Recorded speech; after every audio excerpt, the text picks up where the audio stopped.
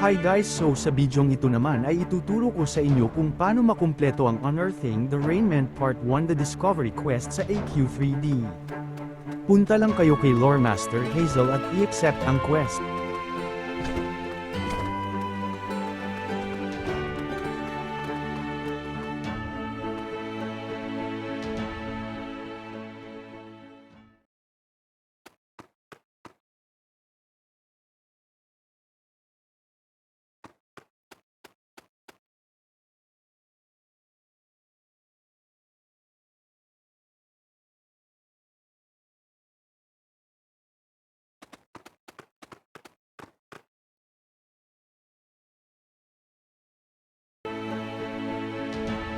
Pagkalabas natin ay pumunta tayo sa Daily Quest Board.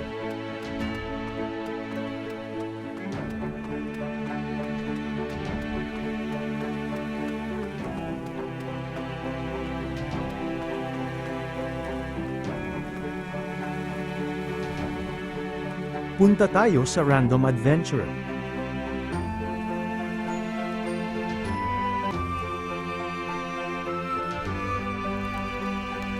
Clear nyo lang yung napasukan yung dungeon hanggang makarating kayo sa boss.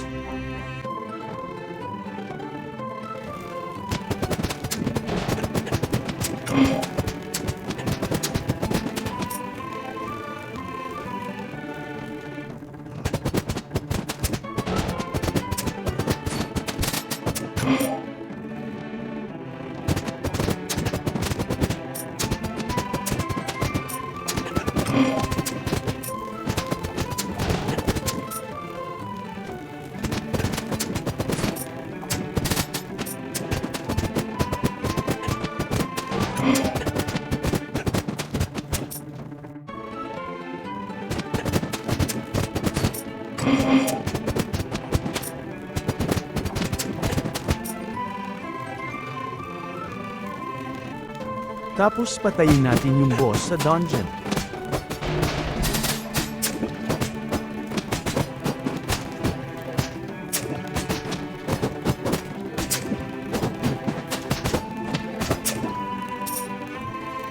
Pag napatay nyo na yung boss, hanapin nyo lang yung liwanag na nakislap-kislap sa tabi ng bangkay ng boss.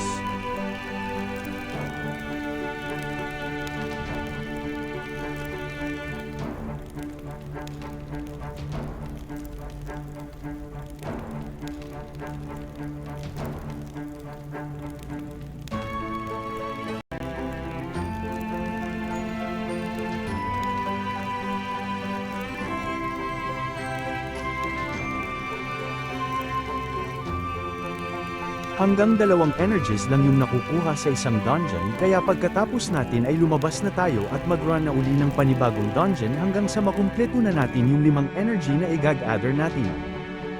Pagka-gather natin ng 5 energies sa random dungeon, kailangan din na nakakill na tayo ng 10 boss sa random dungeon para may submit na natin yung quest.